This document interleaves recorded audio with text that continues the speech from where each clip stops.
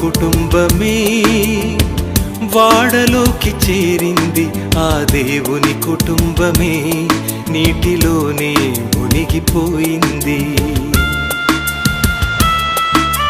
నోవహు కుటుంబమే వాడలోకి చేరింది, ఆ దేవుని కుటుంబమే నీటిలోనే మునిగిపోయింది.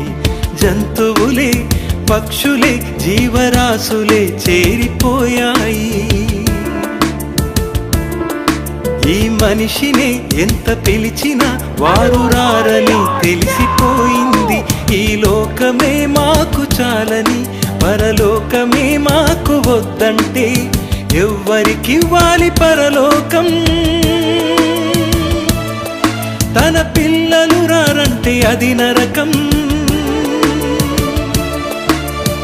ఎవ్వరికివ్వాలి పరలోకం? తన పిల్లలు కాదంటే అది నరకం. హృదయంలో నొచ్చుకున్నాడు అప్పుడే, తన పిల్లలే రారని తెలిసిపోయింది అప్పుడే.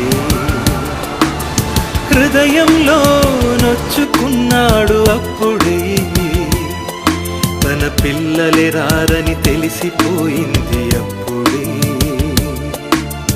నోవహు కుటుంబమే వాడలోకి చేరింది, ఆ దేవుని కుటుంబమే నీటిలోనే మునిగిపోయింది.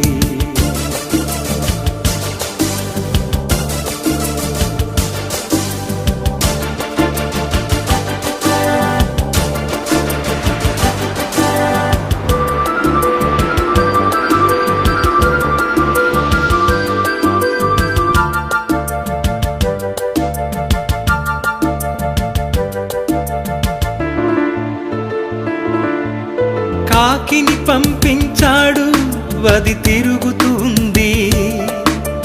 పావురమును పంపించాడు, అది తిరిగొచ్చింది. కాకిని పంపించాడు, అది తిరుగుతూ ఉంది. పావురమును పంపించాడు, అది తిరిగొచ్చింది. ఈ మనిషినే తిరిగి రమ్మని ఆ దేవుడు పంపాడు. ఈ లోకమే చూసి నిజమని మాయలో పడ్డాడు.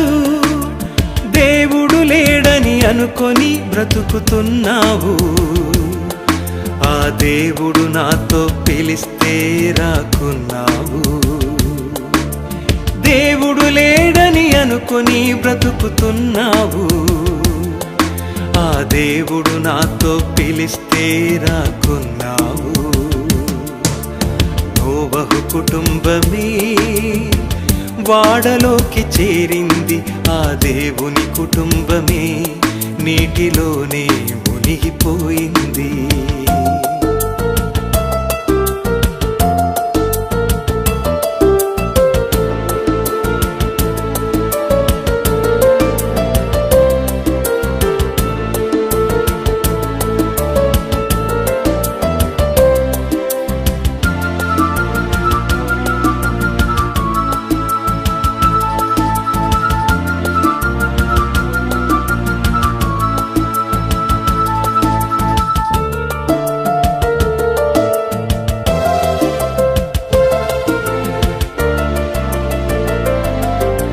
నారు నాటుచూ ఇండ్లు కట్టుకొని ఉంటున్నావు.